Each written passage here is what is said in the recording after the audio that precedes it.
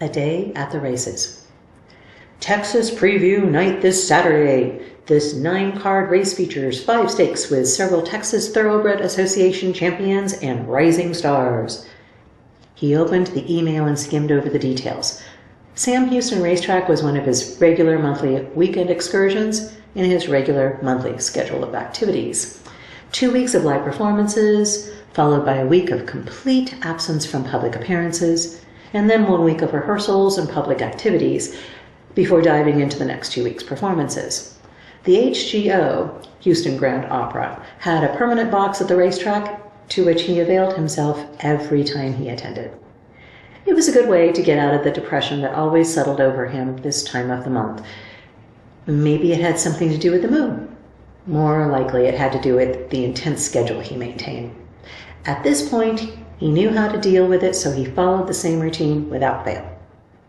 He was brilliant. He could read and perform nearly any role he wanted, and he knew that. Self-confidence had never been an issue for him. He considered it as more than a stroke of luck that his parents had chosen to name him after a historically renowned physicist, philosopher, and poet. He was convinced that he was the living incarnation of this Renaissance man, and that performing in live performances and productions was just one of the many ways he was channeling the eternal soul of his 17th century namesake. He drove the Maserati, top down, north and west to the racetrack, locating a parking spot close to the main entrance.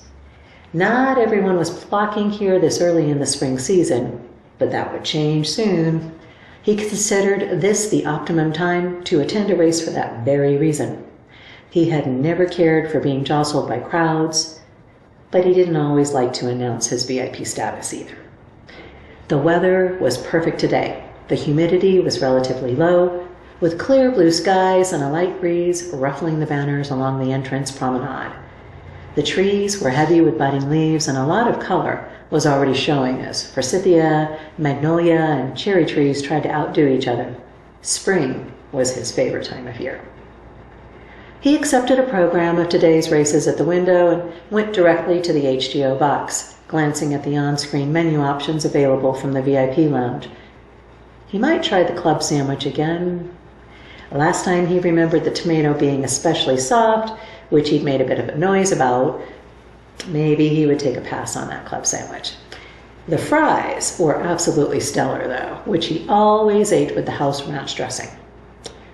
A French dip with extra cheese and fries. That sounded perfect. He never bet on the races with the intention of winning. It was all about the process in his mind. You wagered or invested some amount, which then gave you a reason to be interested in the result. He lived his life by the same simple principle. Without investing something of value, such as time, effort, or money, you had no true interest in a conclusion, aside from mere curiosity. To his mind, doing anything for the sake of curiosity alone was a waste of time and energy, and waste was not a good thing. Growing up poor, the son of a butcher and a teacher, he had learned that curiosity rarely benefited anyone who wasn't willing to work for the result. He opened the Parks app and wagered his standard bet on the first race with time to spare, then settled back to enjoy some entertainment that required nothing more of him than his attention. This would get him out of his depression, just as it always did. He left the park before the last race of the day. The French dip and fries had been superb. He'd probably regret it later today with a bout of indigestion, but it had been worth it. He'd managed to win a small amount as well, which made him smile. He drove the same route back to his house that he'd taken earlier that morning, a reverse path that had him skirting the University District just as the early rush hour traffic was starting to show up. A bright red Mazda RX-7 zipped past him going north. He'd seen that car around before, but couldn't place it. It passed from his mind as quickly as it had from his view. He backed into his driveway with the sun beginning its inevitable descent towards the horizon. Perfect timing. The garage door opened silently, and he backed in easily, closing the door as soon as his grill cleared the door track. He took a moment before he got out of the car, just listening to the silence surrounding him. It really had been the perfect day. retreat. Cliff backed out of the driveway and headed north towards I-45 North. If there was any location that qualified as the furthest point from home while still in Texas, it was the Haas family cabin outside Dumas. The 1.5-acre property his grandma Haas had purchased in 1870 had changed a lot in the past 150 years. What had once been a 200-square-foot, one-room cabin with detached outhouse built by his grandfather, the structure had been completely overhauled and extended in 1937 with the death of his grandmother, and then again in 1972 when his father had passed. It now encompassed 2,400 square feet, with a grand master suite and full private deck, as well as a couple guest rooms and 2 more full bathrooms. His mother had been sick for the past couple of years, Alzheimer's slowly but surely eroding her brain until she could only drool and be fed by hand. When she had passed a couple weeks ago, it had been a relief for everyone. He wasn't sure why he hadn't told Davy about his mother's death. It would have been a relief to Davy as well, Cliff was sure. There was just some kind of hesitancy in him. Their relationship over the past 13 years had evolved into something he hardly recognized at times. Davy seemed almost fixated on getting married and adopting children. Cliff had been married once, a traditional marriage to a very traditional woman. The disastrous results from that decision had been seared into Cliff's very bones. The best thing that hadn't happened was children. He'd never wanted to be legally bound to anyone ever again. The whole thing was ridiculous, really, as he kept trying to get Davy to understand. Marriage was the only legally binding contract that didn't have a termination clause. Besides the till death do you part, that was the most terminating of clause he could think of. Divorce was obviously an option. Straight couples got divorced almost as often as they got married, his marriage just being one of those statistics. But being gay and getting married was something completely different. It was a public display of such huge proportions that even now, after so many years of being illegal, a gay marriage was promoted as something special, unique, not common or ordinary. Cliff had spent years trying to fit into the world of common and ordinary after the divorce. He had known within a year of marrying Cynthia that he was gay, but he tried to stick it out. Thank God they had never had children. What a mess that would have been. Davy knew all this. He knew Cliff's history and aversion to the M word. It felt almost vindictive how Davy kept making oblique references to it sometimes.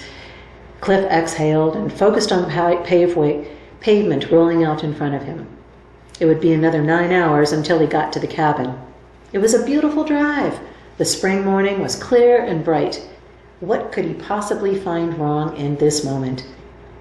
Well, yes, he still had to figure out what he was going to do with the cabin.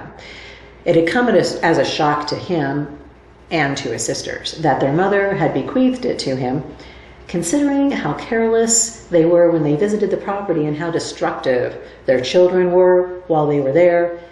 Cliff thought it was probably the smartest decision his mother could have made. He'd been going up to the property for the past couple of months now, after more than a 10-year absence. He remembered the first time he'd been back to the cabin after his mother's will was read and he'd been presented with the keys. He'd walked into a kitchen that stank of old cooking oil, with dirty dishes piled in the sink for God knows how long, the trash can under the sink overflowing, and muddy handprints and footprints throughout the house. It had taken him an entire day, 4 sets of disposable gloves and a box of Clorox spray cleaner to clean out the accumulated trash and disinfect everything. That was after he'd called a locksmith to come out and change the locks. He'd made that call 15 seconds after he'd opened the front door. And it had given him an intense pleasure when he had made the next 2 phone calls to his sisters to advise them of the same.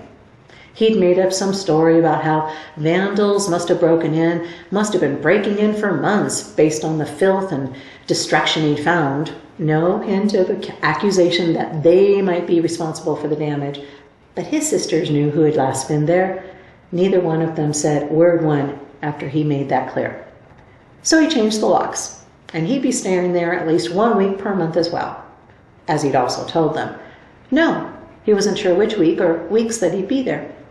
No, they couldn't get copies of the new keys. He wasn't sure how, but it seemed the vandals had found a way to have copies of the previous keys made, so there wouldn't be any copies made of the new keys.